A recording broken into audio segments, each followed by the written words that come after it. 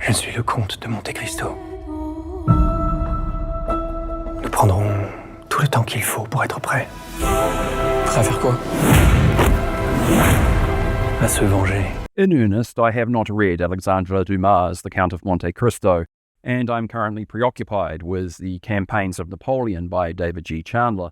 And then on top of that, I have Andersonville by McKinley Cantor. Nevertheless, I am somewhat familiar with the story of revenge. I did find much to enjoy of 2024's The Count of Monte-Cristo, although I did have some questions. To begin with, Dante's rogue gallery. For those who'd become the target of his revenge, I did receive the vibes that these men were more appropriate as being included among the Scarecrow, the Joker, the Penguin, Two-Face, throw in a Poison Ivy for good measure. They just came across as cartoonish, although I'd say there's plenty more depth with Batman's enemies than this trio that includes Fernand de Morcerf, Gerard de Villefort, and of course Danglars, and yes, I apologise in advance for butchering all of those names. Upon some shallow research, and prior to formulating some coherent thoughts, having received some whiplash from the rollercoaster ride that was this viewing, there would appear more nuance and depth to these characters, to their villainy, and to the theme of revenge covered, at least in Dumas' original work.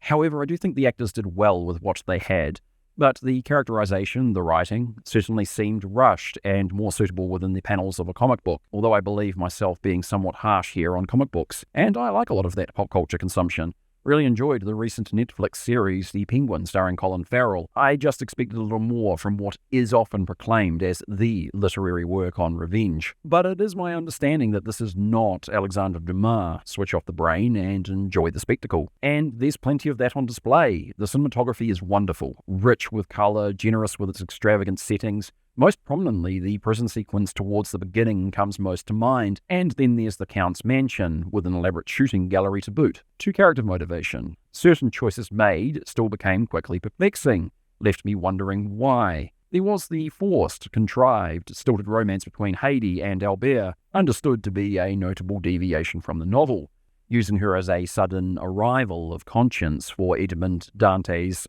Count seemed farcical at best. There was the introduction of a new character in the form of Angel, a Bonapartist, and a character that made me wonder whether the creators just felt this incessant urge to merge Les Miserables with The Count of Monte-Cristo.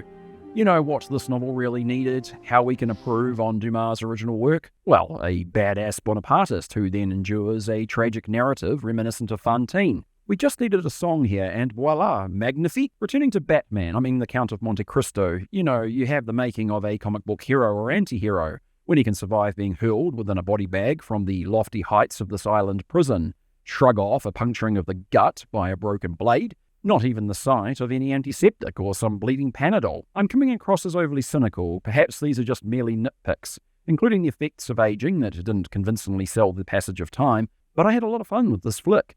The narrative pacing was on point. It never felt like proceedings dragged, and it was always going to prove a momentous task to incorporate a novel of this size and scope into a 3-hour feature. The soundtrack served the tone delivered, there were some intriguing set pieces, and the overall performances were sound. It can be an enjoyable watch, certainly for those who appreciate the period drama. Although sometimes overly melodramatic, there are some strong and compelling segments that become even more gripping with the excellent cinematography. Pas de la vengeance, c'est de la justice. Si je renonce à me faire justice.